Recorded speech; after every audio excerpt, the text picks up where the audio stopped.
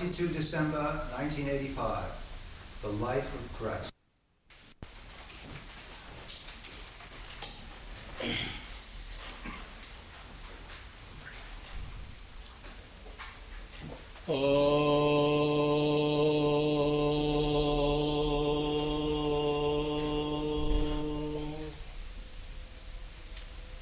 Yada yada idharmasya glanirбhavati bharata abhutthānam adharmasya tadatmānam srijāmaham paritrānāya sadhunam vināṣāya duṣkritam dharmo samsartāya sambhavāmi yuge yuge. Om Shanti Shanti Shanti. Hari Om Tat Sat. Lord Sri Krishna, the illumined soul, divine incarnate, in the Bhagavad Gita, in the 4th chapter, gives us his declaration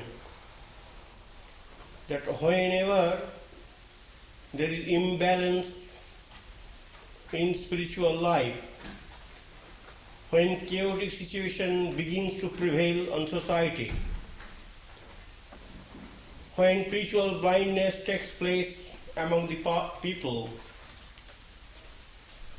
God incarnates himself in every age, in every country, to restore the balance, the equilibrium.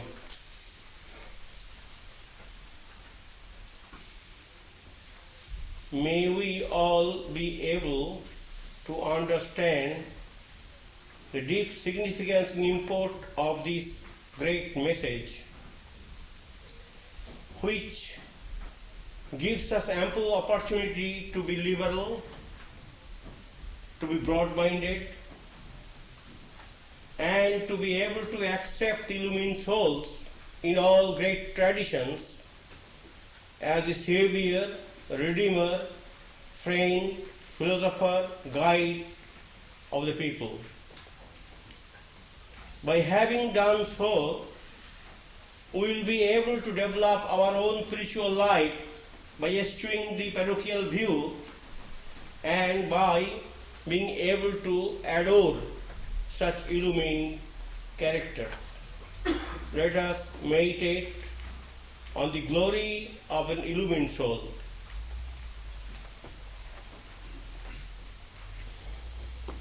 Please unto yourself.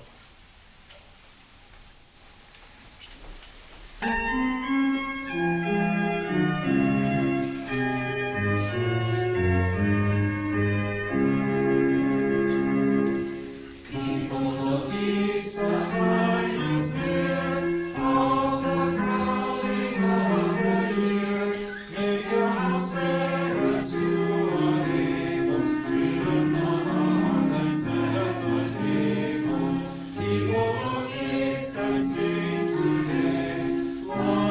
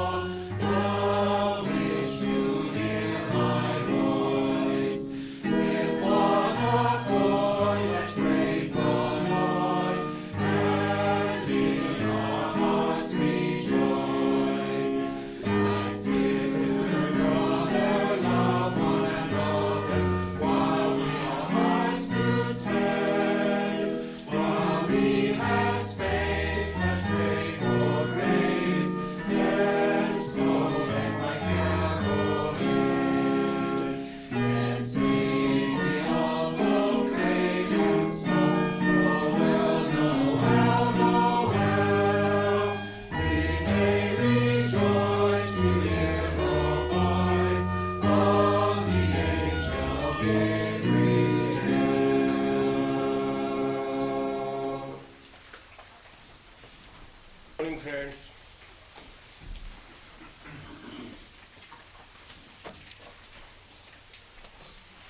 This morning we are devoting ourselves to the respectful discussion about the holy life of Christ. Now, Christ to us, to the Hindus, is not at all unfamiliar, rather too familiar. Because about 1900 years we are acquainted with his glorious life.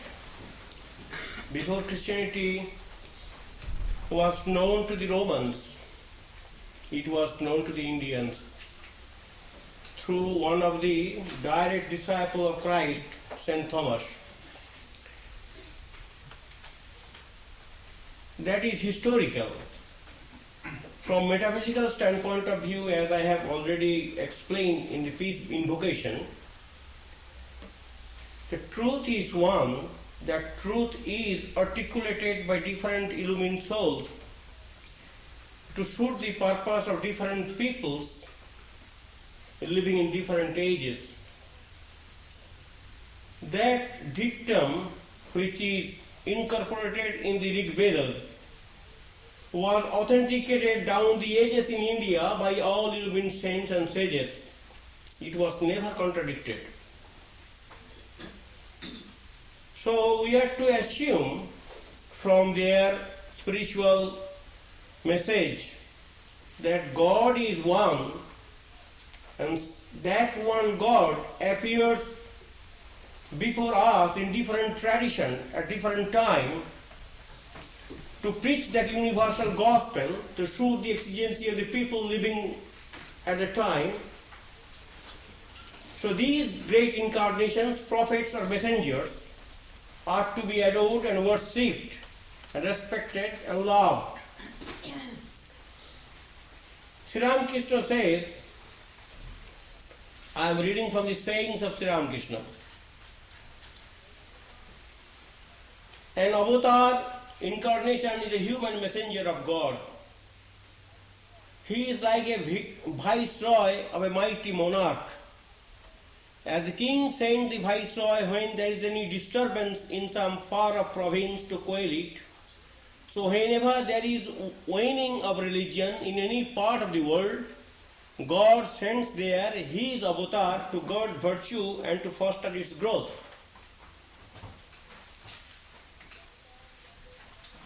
The avatar is always one and the same. Having plunged into the ocean of life, the one God rises up at one point and is known as Krishna, and when after another plunge he rises up at another point, he is known as Christ. So, from metaphysical standpoint of view, there cannot be any difference of opinion that God comes by assuming human form in different ages to help us to lead spiritual life and to understand it.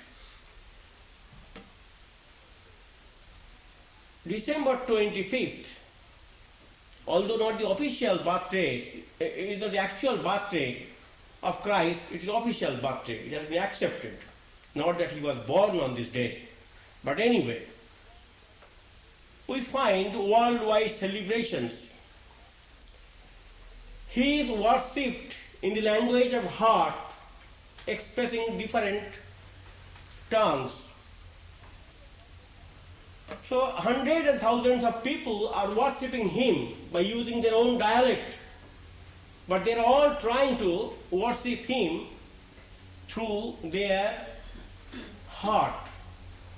The loving heart is being responded on this great occasion. He is worshipped in the churches, in the monasteries, in the convents, in the humble cottages, in the proud palaces, in chancelleries, in sailing ships. he is being hymned with full-throated devotion by various peoples at various situations. They all want to articulate their loving devotion through hymns, through songs, through discussion, through worship, through meditation, through lighting the candles.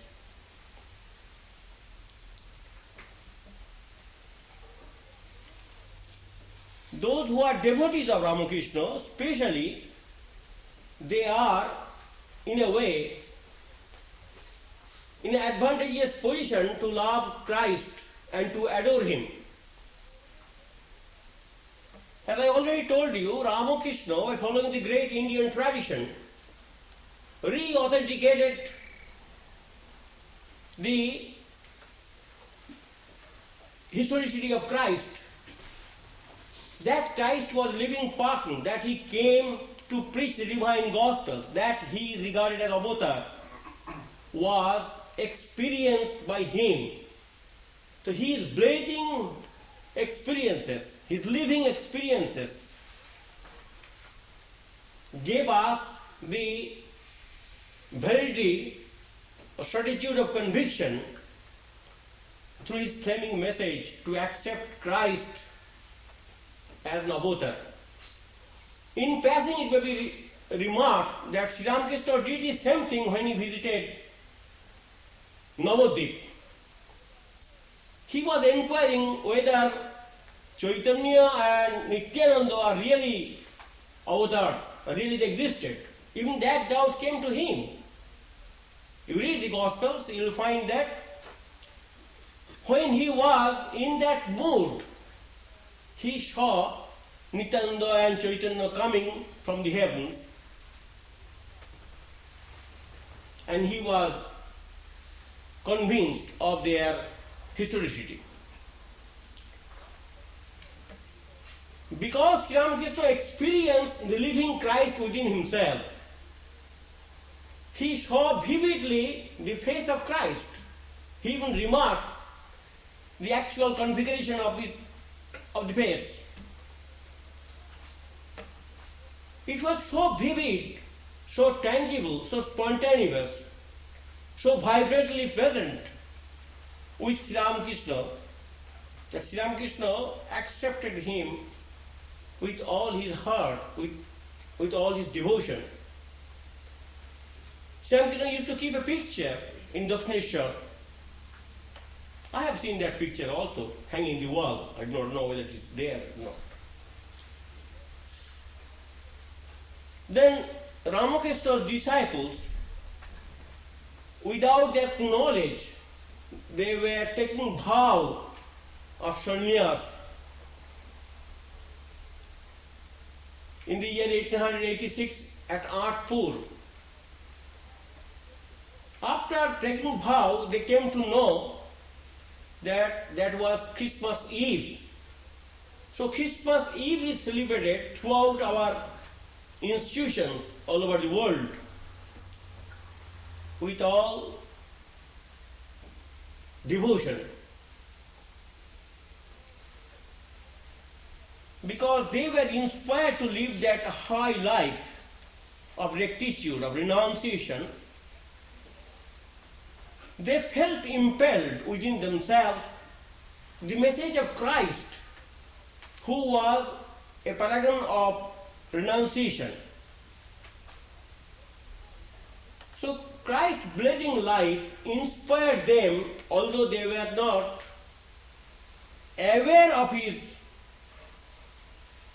presence on that night, because they did not know it whether it is Christmas Eve. But they came to know later. Whether you, as Holy Mother says, whether you know or do not know, if you plunge into the water, you will be soaked and drenched. So holy life is also trying to articulate his message. And where that message will be received? Only in the pure hearts. These pure hearts the disciples of Sri Ramakrishna, they are trying to emulate that high example of spiritual life. And they were taking vow on that sacred night. Naturally, they felt the presence of Christ within themselves, and they were very much inspired by that noble vision of spiritual life. When Sri Vivekananda was traveling throughout the length and breadth of India as an itinerary monk, he used to carry only two things: imitation of Christ and Bhagavad Gita. In fact, he also translated into Bengali some portions of the imitation of the Christ.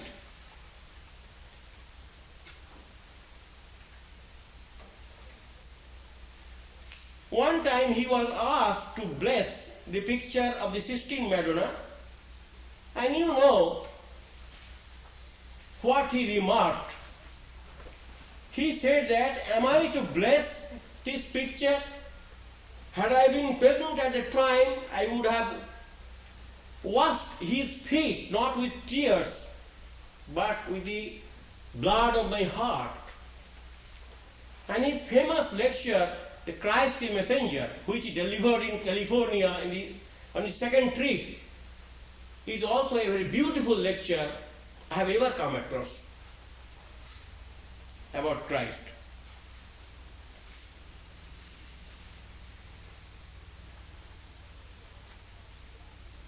One day Christ was traveling throughout the lanes of Galilee, and one woman just stood up,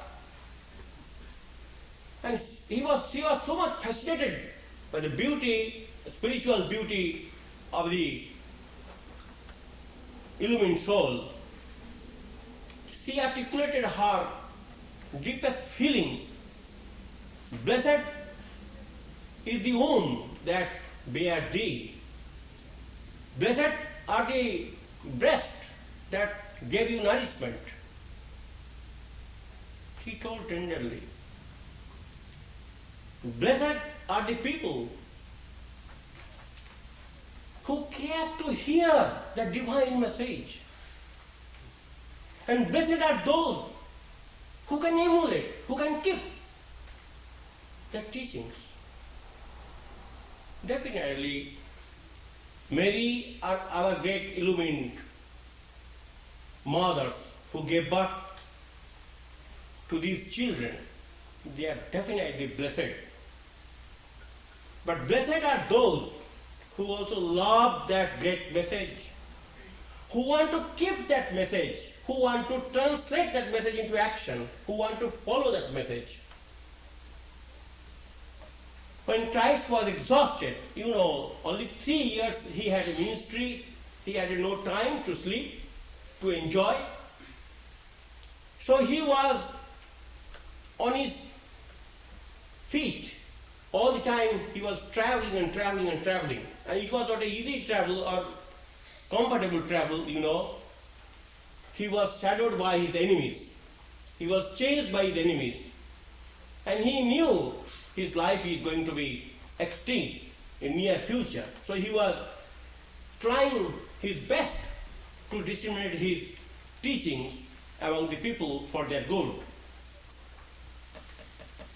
At that time, some people came and told him, "We want to follow you." He says, "Well, you want to follow me? Then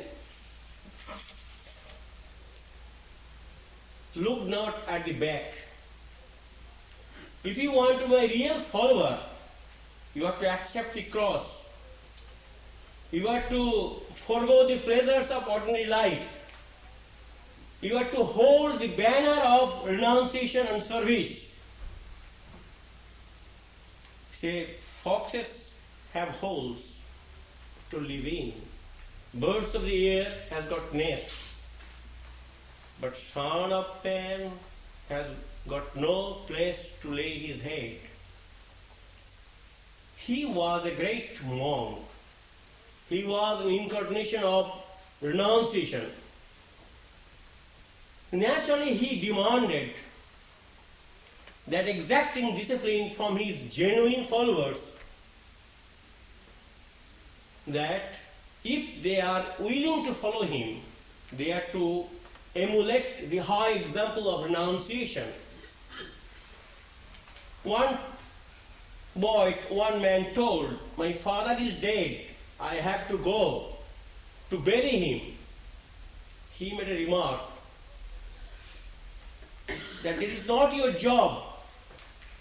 Those who are spiritually blind, let them take care of the physical death. There will be enough people to do that work. You need not go for that reason. You come and follow me. Another gentleman who wanted to follow him told, "I have to do something. I have to say goodbye to my friends." But no, that is not the attitude of a true follower of Christ. You must be one-pointed, you must be steadfast, and you must be well determined to follow the teachings. You should not look back to your past. That was the answer given by Christ to his genuine followers. Now, what is his message? His message, "Blessed are the pure in heart, for they shall see God."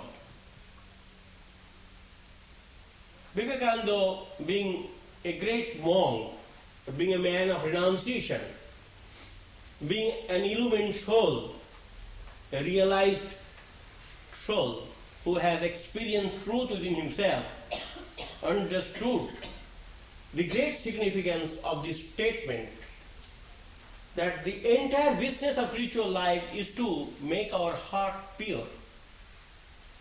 How to attain purity, how to attain saintliness, how to be unselfish, how to be devoted to God. That's the whole question of spiritual life. And without that preparation, it is not possible to understand, to comprehend, or to actualize the great teachings of the illumined souls. So Vivekananda used to say, if the entire scriptures are burned, are destroyed, and if this particular line is kept, if people are aware of this particular message, that's enough to inspire genuine seekers of truth to lead that heightened spiritual life. Blessed are the pure. Without purity, without saintliness, without the practice of unselfishness, without that great devotion, it is not possible to enjoy the beatitude within ourselves. There is no conflict at all between Vedanta and Christianity, because Vedanta wants to extol that spiritual message that God is a datum, God is a fact, God is the first principle, and without recognizing that first principle, it is not possible to understand anything in the world. So the modern scientists are also trying to understand nature without understanding themselves. Mystery in human life. Without understanding the human nature, it is not possible to understand the nature that we see around.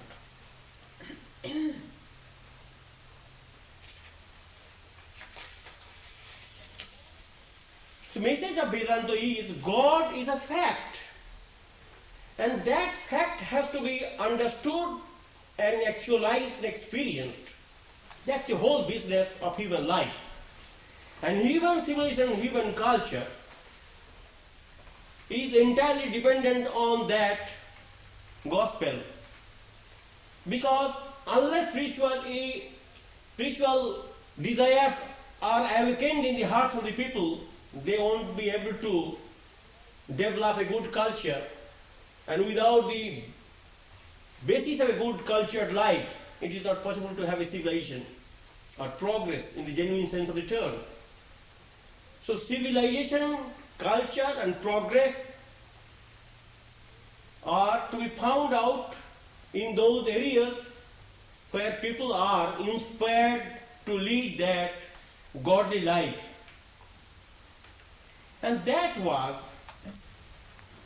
preached by Christ.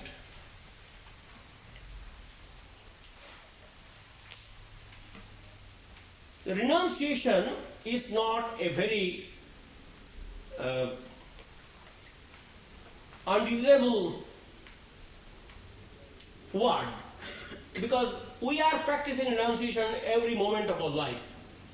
We all want to give up which is rotten, which is defiled, which is effect, which is disturbing, which is pain-giving, and we want to search for something which will bring happiness to us. So we are always renouncing bad neighborhood in search of good neighborhood. So renunciation is a must for everybody, and when that renunciation is practiced for the development of purity of the heart, unselfishness or devotion, to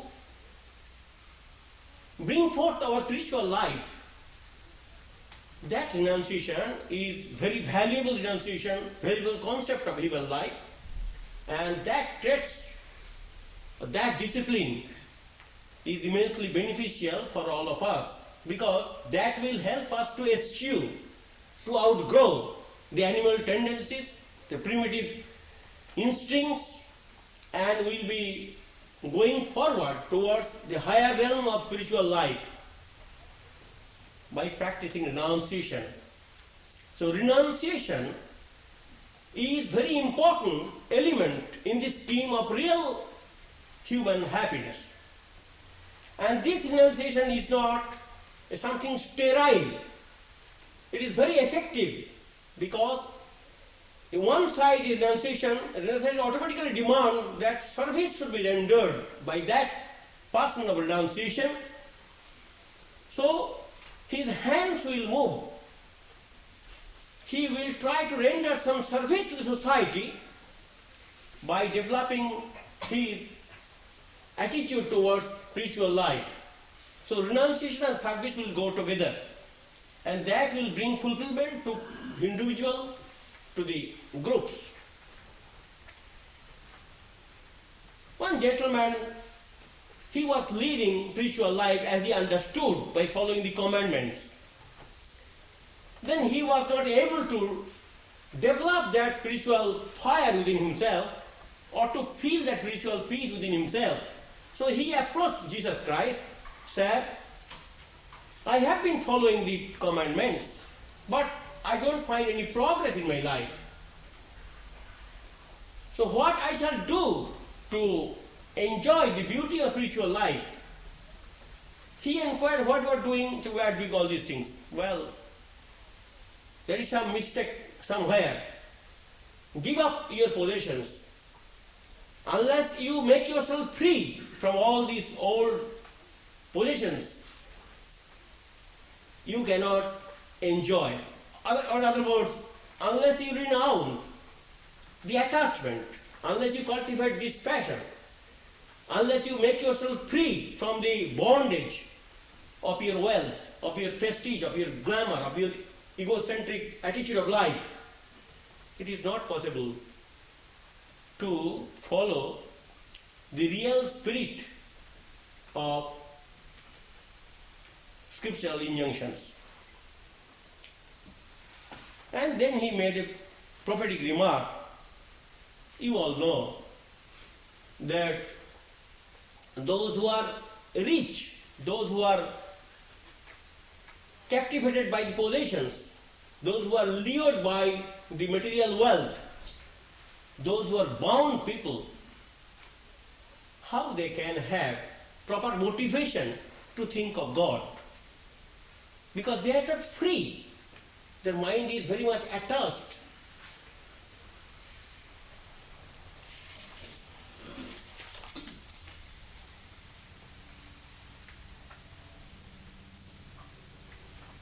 So in the Christ life we find that the sacrifice is the law of the world, and he asked us, exhorted us to follow that golden principle. That sacrifice your life for the good of the others, for your good also. So he was a great champion of renunciation. So naturally he extolled the beauty of sacrificing life. In fact, total self-giving attitude is found in his life. So he can be called the mightiest wonder of the world because he gave up everything, everything.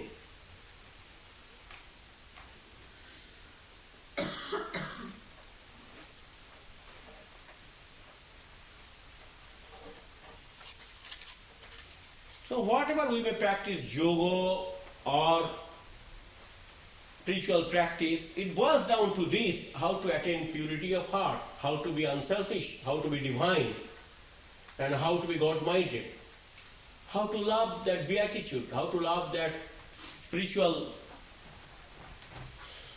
idealism. That's all thing. Whether you do karma yoga or bhakti yoga or any yoga or sadhana means that your heart will be prepared to receive that message.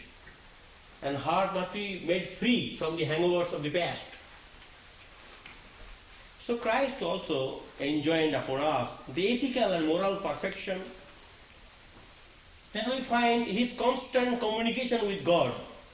He was trying to pray all the time. And he was constantly in a prayerful mood.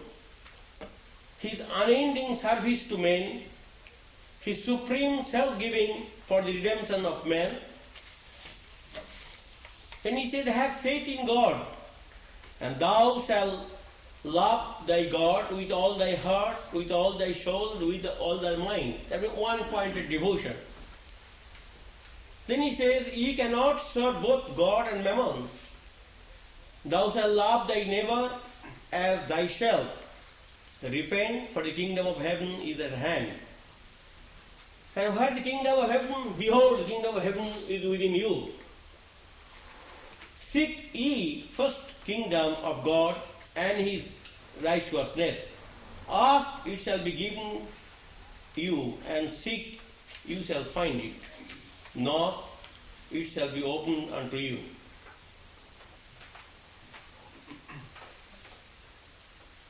Then he said about the man, that man is not a sinner. In the Sermon on the Mount, you don't find one single word which he articulated there about the sinning element of human life.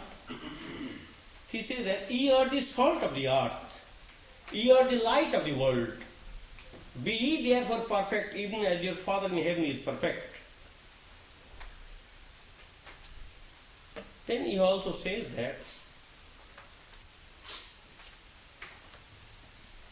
those who are tired of life, those who are trying hard to develop their spiritual life, those who want to attain freedom from this imprisonment, from this bondage, from this attachment, from this slavery, they are always helped. And he told a parable that prodigal children are always loved by God. You know the parable. So unregenerate children, prodigal children, wayward children, fallen children, degraded children who are condemned by society, they are not condemned by God. The moment they are willing to seek his grace and willing to change their life, Gita also says the same thing. Suduracharo pichet bhayate mam anannabhav. That even if the degraded soul wants to change his or her lifestyle, at that very moment of decision or resolution, God come to his or her help. Because he or she is repentant, penitent, they want to have a transformation, spiritual renewal. So by having that courage to visualize the glory of spiritual life, if these degraded souls want to change their life and seek the grace of God, God's grace flows to them. So he says that those who are heavy laden, come unto me, I shall give you rest. So rest will be given, fulfillment will be given, peace will be given to all those people who are desperately seeking peace, enlightenment, and strength and wisdom from within. Those who are really tired and heavy laden.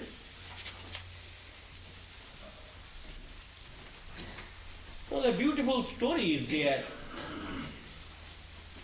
that how God loved his devotees. Just 6 days before his final exit from this mad world, he wanted to come to the devotees' house. Who are the devotees? Mary and Martha and Lazarus, whom he raised few days before. So he came. God loves devotee. Even before departing from this world once for all, he paid a visit to the devotee's house. Mary and Martha, two sisters, were very devoted to him.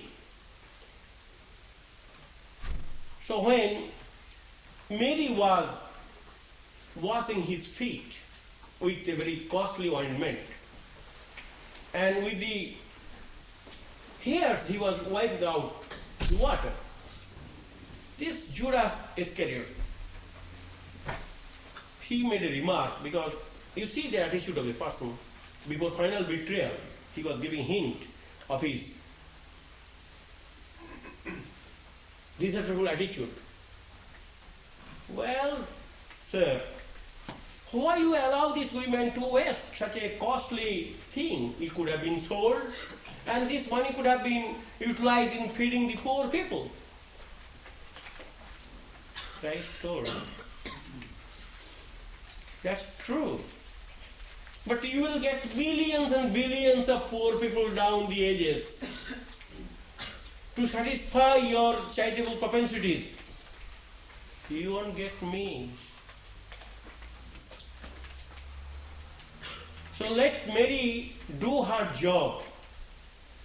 Let Mary be given the supreme opportunity of serving a godly person.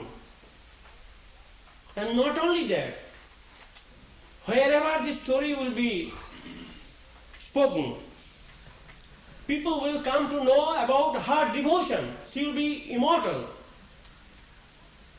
And that immortal example will be emulated by the devotees.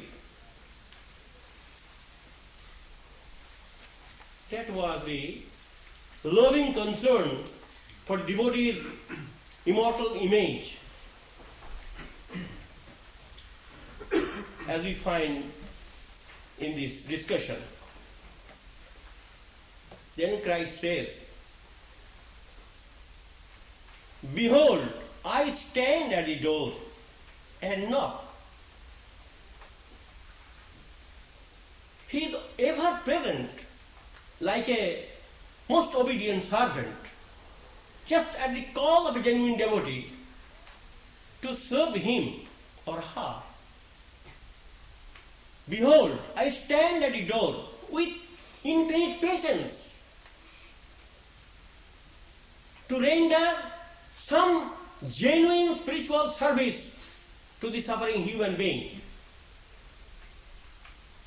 Behold, I stand at the door, not only standing as a mute person, but knocking, making sound, giving enough hint of his presence, by giving some spiritual mood to intensify. If any man hear my voice from within, and try to open the door, I will come in to him and will sup with him. So God is ever present within our heart. Not a single heart is so degraded as to leave godly presence from him or her. So having that view, and which has been authenticated by Christ's statement that ye are the light of. So that light, that genuine divine spirit, that goodness, that presence of God is always with us. We are all carrying that great image. In fact, we are the replica of the divine personality. Now, if we try to hear with sympathy, with love, the murmurings of the sleeping God in our conscience, then we'll be able to understand that how he is trying to awaken us from this deep slumber. So he is always waiting for our real awakening, real hunger and thirst, real search for divine beatitude. Anywhere, at any time, any genuine devotee trying hard to establish his or her spiritual life, discover spiritual dimension of life, try to enjoy the beauty of spiritual splendor within himself or herself, invariably he or she is receiving the grace of God in enjoying that beatitude.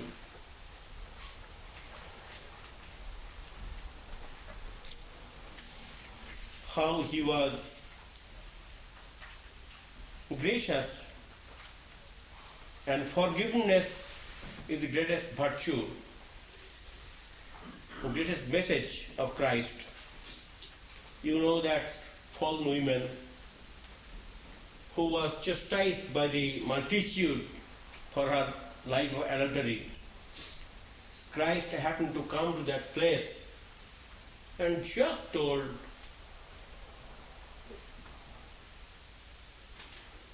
let anybody come forward to throw stones on this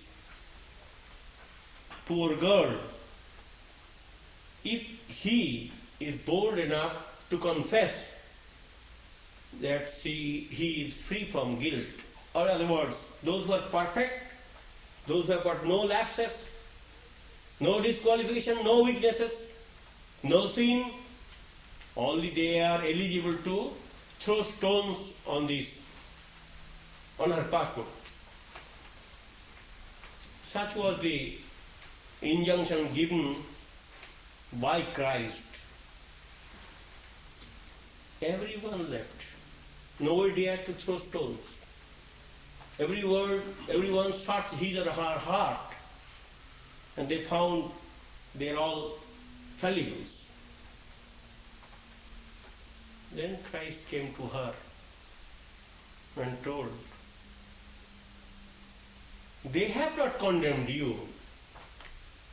I also do not condemn you. Go, be free, but lead good life. Don't commit such mistakes again. So from this anecdote we find that how he is loving, how he understands human situation, how he forgives human weaknesses, and how he encourages these fallen souls to lead a higher spiritual life. Notwithstanding their blemishes, without being distressed by their feelings of lapses and weaknesses, one can go forward by not brooding over the past to develop one's spiritual life. This encouragement, this inspiration, this teaching was given by Christ to all people who are not perfect. In fact, nobody is perfect. We have got all imperfections. But instead of being depressed by the fact of imperfection, if we try to lead a new life without brooding over the past, we will be receiving the grace of God in trying to lead that life. So on this very auspicious occasion, very sacred occasion, one of the greatest days in spiritual calendar, where a great person came and strove hard to educate us and left behind us an immortal legacy of his life of renunciation. That life of renunciation, that life of devotion, that life of service, that life of love, that life of sympathy, that life of compassion, that life which is free from hatred, will always be a potential source of inspiration to all of us at any stage of life. May we all be able to understand the deep significance of his great life, and may we all be drawn to his majesty, to his dignity, to his illumined character, which will help us to devote ourselves to his glorious life. And in having that devotion, we will be able to boost up our spiritual life. Let us come.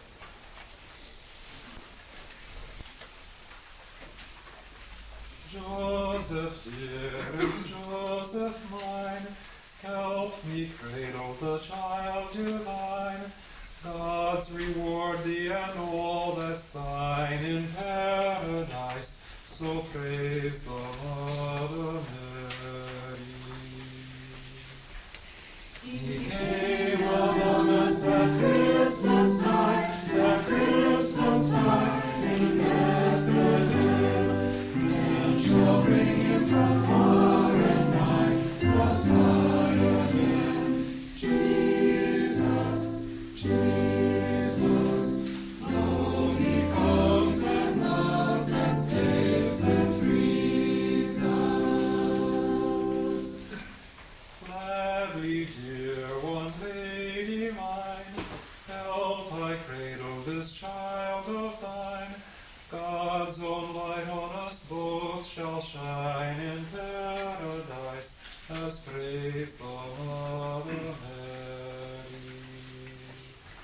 He came among us at Christmas time in Bethlehem. Men shall bring him from far and nigh, as diadem. Jesus, Jesus, lo, he comes and loves and saves and frees us. Peace to all that have good will, God who heaven and earth doth fill, comes to turn us away from ill, and lies so still within the crib of Mary. He came among us at Christmas time in Bethlehem. Men shall bring him from far and nigh, as diadem. Jesus, Jesus, lo, he comes and loves and saves and frees us. Thou my lazy heart hast stirred, thou the Father's eternal word, greater than aught that ear hath heard, thou tiny bird of love, thou Son of Mary. He came among us at Christmas time in Bethlehem. Men shall bring him from far and nigh, as diadem. Jesus, Jesus,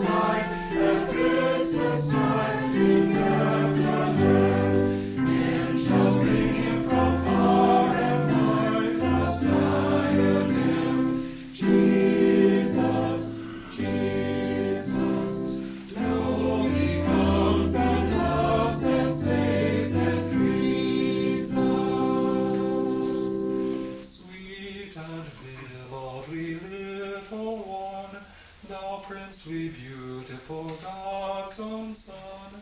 Without thee all of us were undone. Our lot is won by thine, O Son of Mary. He came among us at Christmas tide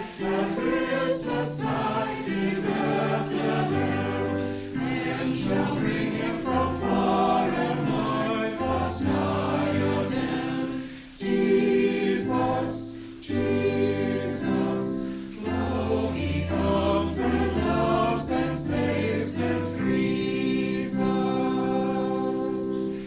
Little man and God indeed, little and poor are all we need. We will follow where thou dost lead, and we will meet our brother born of Mary. He came among us at Christmas tide in Bethlehem. Men shall bring him from far and wide, God's diadem. Jesus, Jesus, lo, he comes and loves and saves and frees us.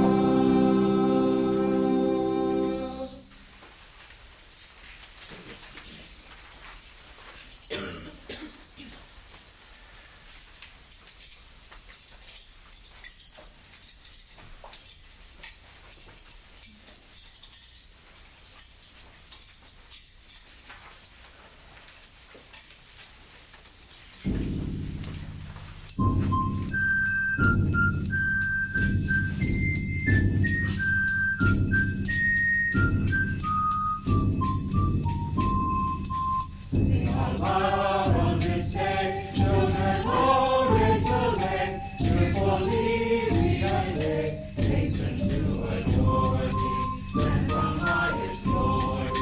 For us born, for us born on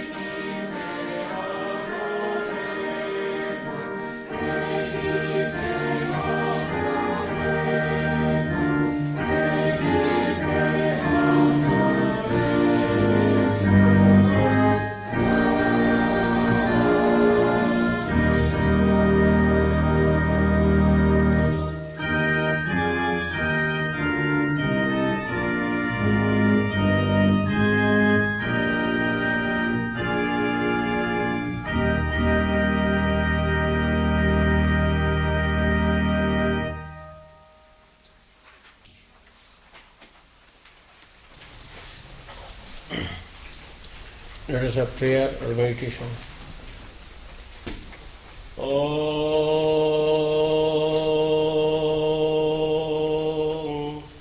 Asato Ma Sadgamaya Tamoso Ma Jyotirgamaya Avir Avir Maedhi Rudra Yakte Dakshinang Mukham Te Namang Pahinityam Om Shanti Shanti Shanti Hari Om Tatsat.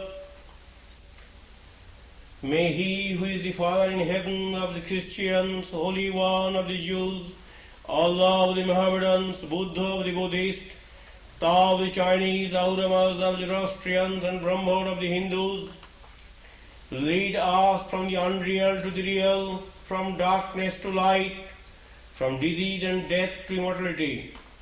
May the all-loving being manifest Himself unto us.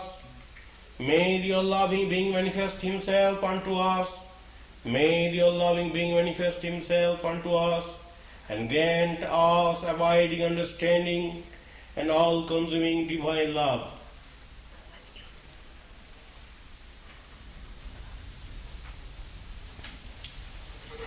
Peace, peace, peace, and blessing.